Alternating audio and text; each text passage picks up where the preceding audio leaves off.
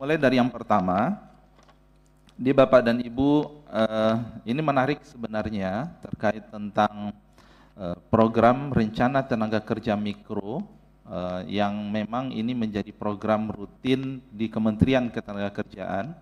Dan Bapak dan Ibu ini terus terang kalau saya dengar baru sekarang ya kita diminta untuk mengelaborasi secara detail terkait dengan program ini. Ya. Lanjut. Jadi RTK, Rencana Tenaga Kerja Mikro ini memang salah satu yang kita minta kepada perusahaan agar mereka bisa menyiapkan perencanaan tenaga kerjanya ke depan. Jadi mikro ini adalah untuk skala perusahaan. Landasan hukumnya ada Undang-Undang Nomor 13 Tahun 2003. Kemudian ada juga Permenaker Trans Tahun 2010 tentang perencanaan tenaga kerja mikro. Jadi tujuannya adalah meminta perusahaan untuk memetakan kebutuhan perencanaan SDM-nya ke depan dan agar perencanaannya itu terarah. Sehingga diharapkan ketika ada perencanaan, maka terjaminlah perlindungan SDM-nya, hubungan industrial yang harmonis, kesejahteraan, dan seterusnya. Dan pembagian peran pemerintah pusat itu menyusun yang disebut dengan Rencana Tenaga Kerja Nasional, RTKN, kemudian provinsi menyusun RTKD, dan perusahaan menyusun yang sifatnya mikro untuk level perusahaan masing-masing. Dalam bahasa manajemen itu yang disebut dengan manpower planning. Ya, jadi perencanaan ke depan kira-kira kebutuhan tenaga kerjanya seperti apa. Ini adalah gambaran next framework bagaimana suatu RTK mikro itu disusun. Ada dinamika internal perusahaan, kemudian ada dinamika ya, eksternal sampai global, kemudian mereka membuat sebuah proyeksi perencanaan tenaga kerjanya seperti apa ke depan. Dan ini nanti menjadi masukan untuk penyusunan rencana tenaga kerja daerah dan rencana tenaga kerja nasional. Jadi pendekatannya bottom up, dari sifatnya itu mikro sampai kemudian nanti menjadi makro, dan itu juga suatu proses iterasi sebenarnya. Bapak dan Ibu, memang next potret yang ada masih jauh ya. Inilah yang salah satu tantangan bagi kami, karena kewajiban untuk mengisi data terkait tentang rencana tenaga kerja ke depan itu sejalan dengan sistem pelaporan WLKP, wajib lapor perusahaan ya, yang kemudian kita minta kepada semua perusahaan yang ada. Saat ini memang rata-rata baru 5%. Nah, inilah menjadi tantangan bagi kami, bagaimana kita terus melakukan kampanye kepada perusahaan bahwa mereka punya kewajiban untuk ya, memberikan laporan data-data terkait tentang perusahaannya. Ini adalah gambaran ya, yang paling tinggi memang Jakarta, kemudian yang paling rendah adalah di daerah semakin timur. Tapi ini juga terkait dengan realitas perusahaannya itu sendiri. Ya, kalau perusahaannya itu kemudian perusahaan kecil menengah, tentu kemudian seperti ini belum menjadi sebuah culture bagi mereka untuk melaporkan kepada pemerintah. Lanjut. Terkait dengan kegiatan ini sendiri, yang tahun lalu kita lakukan, kita memang punya kegiatan yang sifatnya offline. Dan menurut kami ini menarik sebenarnya, apalagi kalau dimungkinkan adanya kerjasama dengan mitra saat pelaksanaan offline. Ya, tahun lalu kita membuat 2 training of trainers, jadi kegiatan pelatihan yang dilakukan oleh Kemnaker dengan pesertanya itu adalah para disnaker provinsi untuk memberikan bimbingan terkait dengan bagaimana melakukan perencanaan untuk penyusunan RTK mikro. Dan tahun lalu dilaksanakan 2 kali di wilayah tengah dan timur dan wilayah barat. Kemudian Disnaker Provinsi yang kemudian melakukan training of trainers juga kepada Disnaker Kota Kabupaten, dan kemudian nanti mereka melakukan sosialisasi dan pelatihan kepada perusahaan. Next. Namun tahun ini Bapak dan Ibu pimpinan dan anggota Komisi 9, kami karena keterbatasan anggaran kita memang hanya bisa melakukannya secara online, ya. Jadi tahun lalu kita bisa lakukan offline, tapi tahun ini online. Kita sudah laksanakan di tanggal 5 Maret, kemudian 15, 17 April, 22 April, dan kita masih ada kegiatan. Jadi terkait dengan agenda yang pertama, RTK Mikro ini memang menjadi salah satu program yang dilakukan oleh Kementerian Ketenagakerjaan. Secara berjenjang kita ingin memberikan pelatihan kepada perusahaan bagaimana cara membuat suatu perencanaan tenaga kerja ke depan. Dan alhamdulillah selama ini berjalan dengan baik, dan dokumen inilah yang kemudian kami gunakan untuk perancangan rencana tenaga kerja daerah, rencana tenaga kerja nasional. Baik, ini yang pertama terkait dengan agenda yang pertama. Saya mohon izin untuk masuk kepada agenda yang kedua, implementasi skema School to Work Transition. Ini yang diminta oleh Sekretariat DPR kepada kami, Komisi 9, untuk kami memaparkan terkait dengan program ini. Bapak dan Ibu, yang pertama yang ingin kami sampaikan, memang kolaborasi dengan kementerian dan lembaga lain ini menjadi kunci bagi Kementerian Ketenagakerjaan, karena kita melihat pembenahan atau perbaikan ketenagakerjaan itu tidak hanya bisa dilihat dari sisi hilir saja, tapi harus kita proaktif kepada sisi hulu. Jadi beberapa hal terkait dengan penciptaan lapangan kerja, kepastian penciptaan lapangan kerja, terkait dengan integrasi bagaimana apa yang dilakukan oleh Kementerian Ketenagakerjaan dengan kementerian lain, kemudian pelatihan bersama, itu hanya bisa kita lakukan kalau adanya kolaborasi dengan KL yang lain. Dan alhamdulillah saya juga ingin mengucapkan terima kasih kepada support dari pimpinan Komisi 9 dan anggota Komisi 9. Selama 6 bulan kami diamanahkan, kita proaktif untuk mendatangi kementerian-kementerian lain, membuat MOU, mencari peluang untuk kami melakukan kerjasama.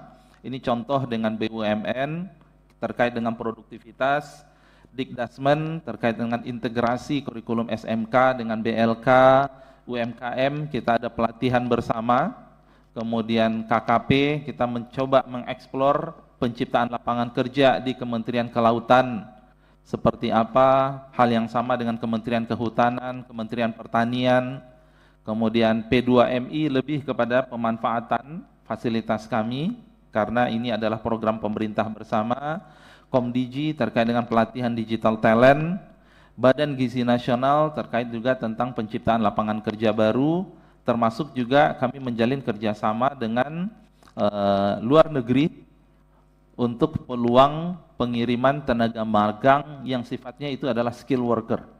Dan ini semua adalah bagian dari upaya-upaya yang kita lakukan untuk menyelesaikan permasalahan ketenagakerjaan di Indonesia. Next, spesifik yang akan kita gulirkan dalam waktu dekat, kami melihat yang pertama, Bapak dan Ibu, program pelatihan yang kami lakukan selama ini dari Kemnaker itu variasinya sangat banyak, ya. Dari 300 balai latihan kerja yang kita miliki, kemudian masing-masing memiliki tema sendiri-sendiri yang memang sebagian sudah disesuaikan dengan kebutuhan lokal, tapi kami melihat untuk tahun ini kita perlu memutuskan fokus pelatihannya kemana. Sehingga kami menggabung itu semua dalam suatu skema yang kita sebut dengan program School to Work Transition. Apa itu? Program integrasi pelatihan dan pemagangan, di mana kami mencoba menjawab 3 pertanyaan dasar yang selama ini program-program pelatihan kami itu sifatnya scatter. Jadi yang pertama, kami ingin fokus bahwa kita harus ada konsentrasi pelatihan untuk skill set masa depan. Yang skill set ini bisa berkembang terus. Yang kedua, kita perlu mengintegrasikan juga dengan pelatihan soft skill bahasa asing wirausaha. Jadi selama ini pelatihan itu dibuat terpisah, modul yang terpisah.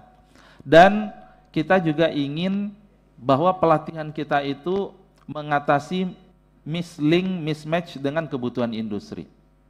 Sehingga, dan yang kemudian juga harus dilaksanakan secara masif. Jadi ini 4 hal checkpoint yang menurut kami penting untuk kami bisa jawab terkait dengan apa yang akan menjadi fokus pelatihan kita untuk tahun ini. Ini adalah gambaran balai-balai besar yang kami miliki. Next. Sehingga dari rumusan itu dan melihat beberapa potret, ya sebelum saya sampai kepada ini adalah potret Bapak dan Ibu menjawab. Jadi pelatihan kita itu harus menjawab realitas saat ini. Yang pertama adalah tingkat pengangguran tertinggi pada usia 19-24 tahun. Realitas kedua, lulusan SMK memiliki proporsi pengangguran terbesar dibandingkan lulusan yang lain, proporsi. Dan yang ketiga, mismatch itu juga ternyata dilihat jurusan yang ada saat ini itu juga kalau kita lihat kenapa mismatch-nya cukup besar, berarti ada sesuatu yang belum pas dengan kurikulumnya. Menjawab itu semua, maka next, ini rumusan kami. Jadi kita sedang menuntaskan suatu paket program pelatihan School to Work Transition dengan 4 tema ini. Fokus bukan berarti yang lainnya tidak, gitu ya. Tapi adalah fokus dalam artian kita ingin tema-tema ini menjadi unggulan pelatihan kami tahun ini. Dan kami membutuhkan kerjasama juga dengan lintas kementerian, Kementerian Pertanian, Kementerian Komdigi, dan seterusnya, Perhutanan, Kementerian Kehutanan untuk bisa mengeksekusi ini. Jadi tema yang pertama itu adalah Smart Operation, itu pelatihan otomatisasi operasional perusahaan untuk peningkatan produktivitas. Smart Creative IT Skill, jadi pelatihan keterampilan kreatif berbasis teknologi IT, situ ada content creator, pengembangan web, ada basic AI dan seterusnya. Agroforestry, pelatihan pemanfaatan hutan sosial, kita punya hutan sosial yang luas dan itu belum teroptimalkan, sehingga kita bisa manfaatkan itu lebih kepada pemanfaatan resource. Dan terakhir itu adalah pelatihan yang terkait dengan tuntutan kebutuhan green jobs ke depan. Kalau smart operation tadi ada smart farming, ya, smart office dan seterusnya. Rancangan program nasional ini, inilah yang kita sebut dengan apprenticeship, ya, magang dalam konteksnya vokasi. Nanti akan ada skema online, kemudian ada offline di BLK, kemudian selama 3 bulan itu di industri. Dan kami berharap industri itu bersedia menerima karena mereka datang dengan project based learning. Jadi ada skill yang mereka bawa dan industri tinggal menyiapkan case-case mana yang kemudian mereka bisa bantu untuk diotomasikan, untuk kemudian disederhanakan, kemudian untuk diefisiensikan dan seterusnya. Sehingga sesudah itu baru kami berikan sertifikasi, atau mereka juga bisa membuat wirausaha sendiri. Jadi contoh Bapak dan Ibu, misalnya kalau ada building di sini, ini masih manual, ya, kita bisa latih di balai-balai kita agar mereka bisa merancang sebuah sistem otomatisasi. Ketika tidak ada orang di gedung ini, maka kemudian lampunya otomatis mati. Kemudian AC-nya bisa otomatis mati. Berapa jumlah orang itu bisa disesuaikan. Smart farming juga sama, ya. Ini yang kemudian kita berharap skill set yang bisa menjawab kebutuhan ke depan, dan ini bisa tetap akan dimanfaatkan dan akan terus berkembang ke depan. Next. Dan inilah gambaran, kita akan manfaatkan juga dukungan ekosistem digital yang kita sudah miliki saat ini. Ada skill hub, ada Certi-Hub untuk sertifikasi, ada Career Hub, dan ada Biz Hub. Dan semua ini terintegrasi menjadi suatu ekosistem yang kami miliki menunjang program School to Work Transition yang akan kita gulirkan. Lanjut. Next. Ya, next. Sekarang kami masuk kepada bagian yang ketiga, Bapak dan Ibu, evaluasi permasalahan pemutusan hubungan kerja PHK sektor industri padat karya pemerintah atau swasta. Bapak dan Ibu yang kami hormati, Bapak Ibu pimpinan Komisi 9, anggota Komisi 9, ini adalah data PHK nasional. Memang kalau kita lihat potretnya 2020 itu COVID ya, terjadi peak sebesar 386.000 sekian, 2024 naik 2023 ya. Kemudian saat ini sudah terdata itu adalah sekitar 24.000. Jadi sudah sepertiga ya, sepertiga lebih dari, belum lebih ya, sepertiga dari tahun 2024 ya. Jadi kalau ada yang bertanya PHK year to year gabungannya itu saat ini dibandingkan tahun lalu memang meningkat ya, ini potretnya.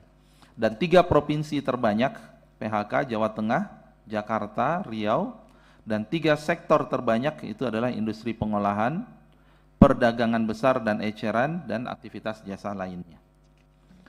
Tentu kita harus coba bedah next, apa sih penyebab PHK? Ini adalah hasil data dari kami dan ada contoh perusahaan. Ternyata kalau kita lihat memang dari ada 25 penyebab PHK yang mungkin 7 inilah yang dominan. Pertama karena memang perusahaannya rugi atau tutup karena pasar dalam negeri, luar negeri yang menurun. Relokasi, pindah ya, mencari upah yang lebih murah. Kemudian ada kasus perselisihan hubungan industrial, tapi ini biasanya tidak massal dari satu perusahaan.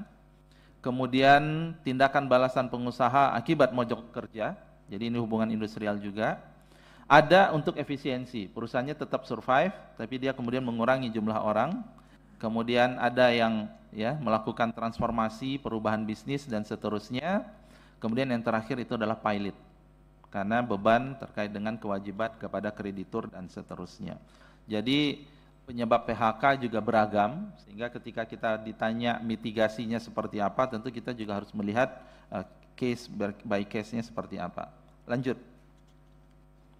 Next. Ya, ini adalah gambaran sektor industri yang mengalami tekanan dan potensial tumbuh. Ini beberapa peta yang ada, dan ini kami terus pertajam sesuai dengan permintaan dari Komisi 9 juga kalau tidak salah. Terakhir kita diminta memiliki peta risiko industri yang kemudian PHK-nya tinggi. Ini adalah potret sebagian yang kita miliki. Next. Kemudian kami juga ingin sampaikan khusus terkait dengan TPT ya, industri tekstil dan produk tekstil. Bapak dan Ibu yang kami hormati, sebenarnya kalau kita lihat PHK itu benar ada, dan juga PHK itu kemudian relatif lebih tinggi dari tahun lalu, tapi potret real juga menunjukkan bahwa investasi baru itu juga ada. Ini data dari Kementerian Perindustrian.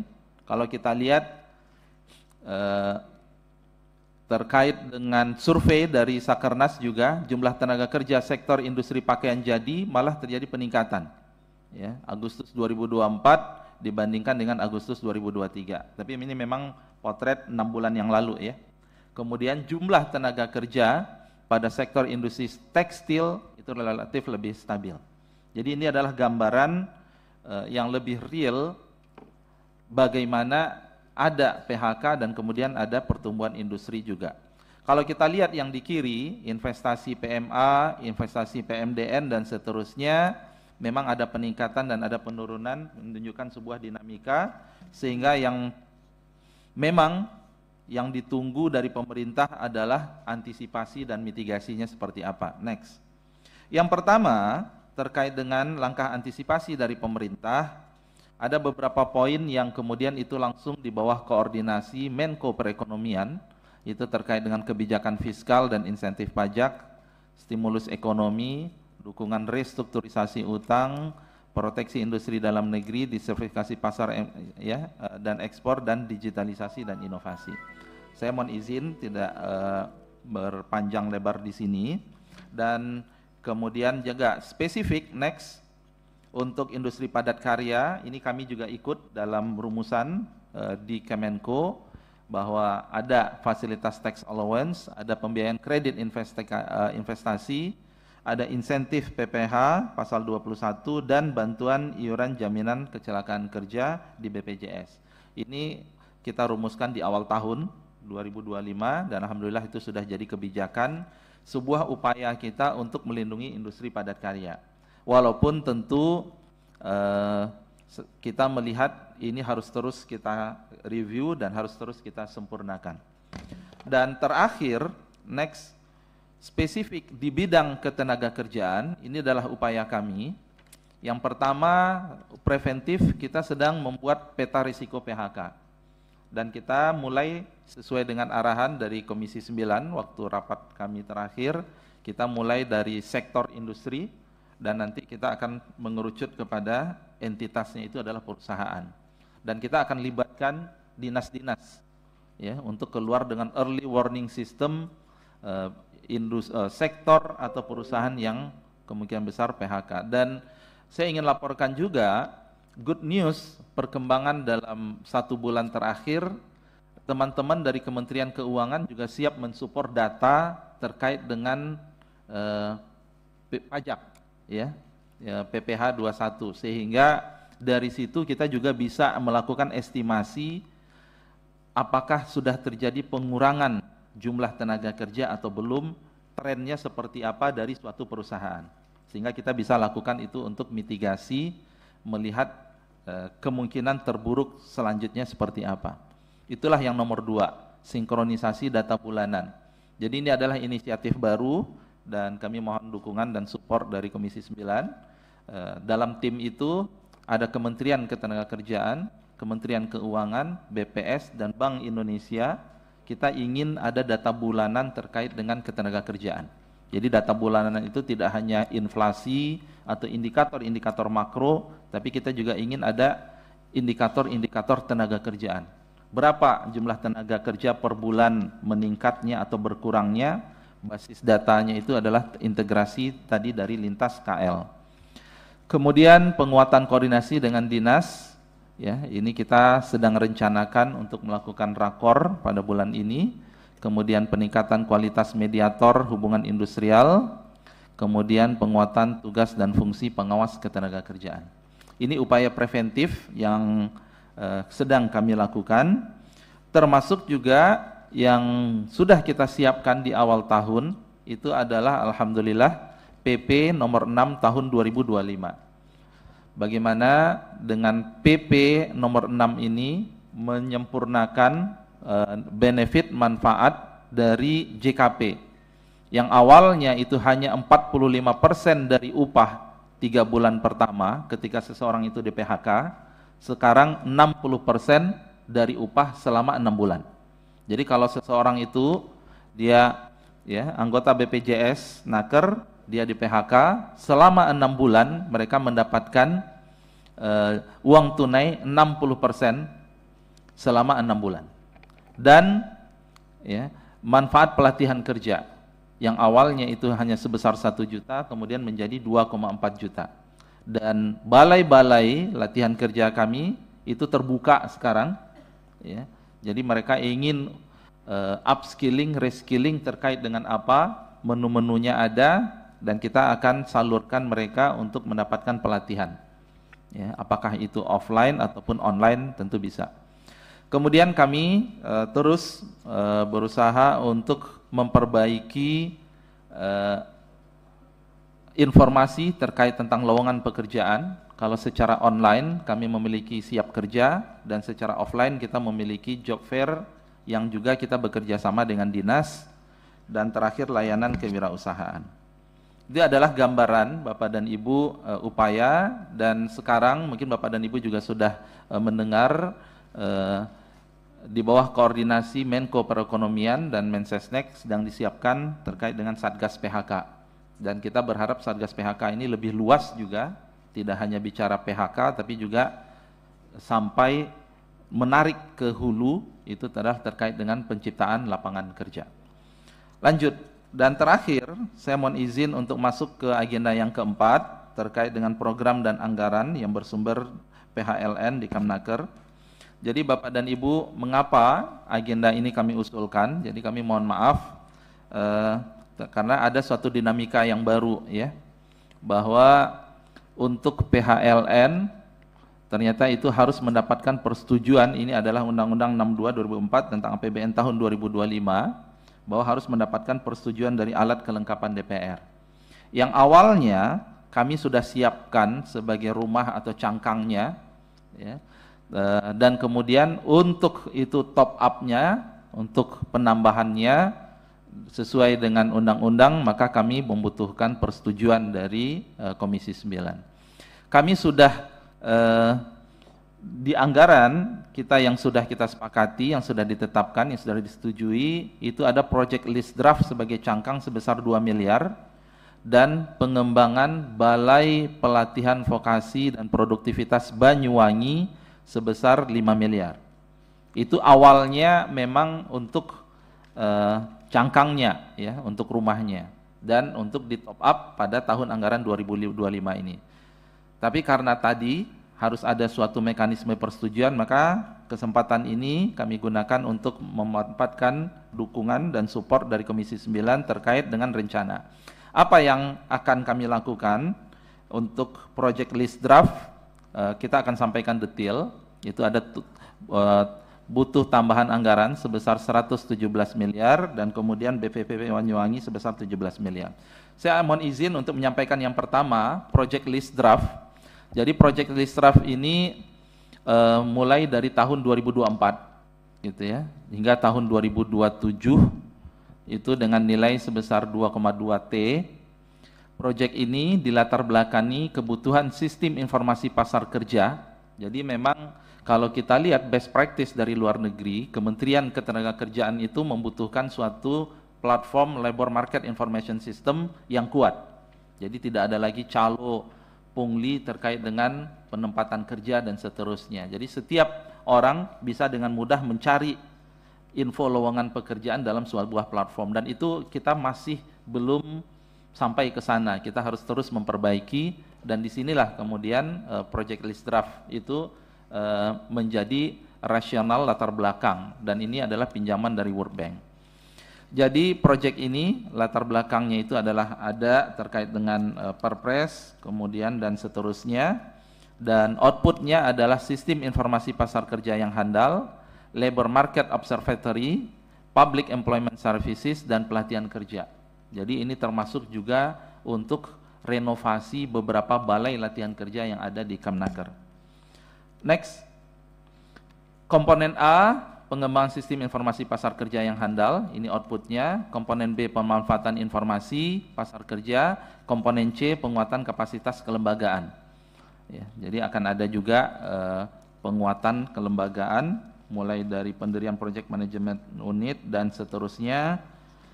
Dan untuk tahun 2025, next, yang memang kami sudah alokasikan awal di Kemenkeu itu 2M, ya. Dan kita membutuhkan tambahan anggaran, ini adalah bantuan luar negeri, untuk rincian kegiatan sesuai dengan work plan yang sudah di-approve oleh Bank Dunia sebenarnya tahun 2024 yang lalu. Ya. Jadi ada revitalisasi arsitektur sistem, kemudian adjustment peningkatan kemampuan, pengumpulan, dan seterusnya, ini sebesar 117 miliar. Ya. Dibandingkan dengan anggaran Kemnaker yang 2,6 triliun sebenarnya ya lumayan sih ya untuk kita kemudian tambahannya. Kemudian kami izin yang kedua itu adalah proyek BPVP Banyuwangi. Ini adalah pinjaman dari Austria, ini juga sudah berjalan. Kalau tadi list draft dari 2024, kalau BPVP ini tahun 2023 sebenarnya. Jadi sudah kesepakatannya. Jadi pengembangan pelatihan vokasi di Banyuwangi untuk bidang welding. Jadi Bapak dan Ibu, welding ini kebutuhannya besar di luar negeri, ya, kebutuhannya besar, dan memang Banyuwangi dianggap sebagai salah satu nanti pusat untuk pelatihan excellent untuk welding, termasuk juga tourism, ya. Kemudian skema yang waktu itu disepakati tahun 2023, pinjaman itu untuk 4 komponen utama: pengadaan peralatan pelatihan, pembangunan gedung, training services, dan asistensi oleh expert dari Austria. Alokasi awal yang sudah kita taruh di anggaran Kemnaker 5,4. Kemudian kita membutuhkan tambahan 17 miliar untuk tambahan anggaran untuk training services, asistensi, dan dukungan teknis. Next. Dan ini adalah beberapa dokumentasi, karena tadi sudah jalan dari 2023 ya, jadi sudah ada pembangunan gedungnya. Ini adalah sebagai laporan juga, gedung pariwisata untuk pengelasan. Next, lanjut, ya, lanjut. Dan tahun ini kita butuh untuk program sebenarnya. Jadi mulai melakukan program pelatihan dan asistensinya. Ya. Ini sudah ada training of trainers, program pariwisata, training of trainers untuk program pengelasan yang dilakukan tahun lalu sebenarnya. Baik, terakhir ya itu yang bisa kami sampaikan. Ya, Bu Pimpinan Sidang, Bapak dan Ibu Pimpinan Komisi 9, Bapak Ibu anggota, dan kami dari Kementerian Ketenagakerjaan mohon dukungan dari anggota Komisi 9 DPR RI yang terhormat atas kebutuhan penambahan pagu pinjaman luar negeri Kemnaker tahun 2025 untuk pelaksanaan list draft dan pengembangan BPVP Banyuwangi tadi. Demikian yang bisa kami sampaikan, mohon maaf agak lebih dari 20 menit. Terima kasih. Assalamualaikum warahmatullahi wabarakatuh.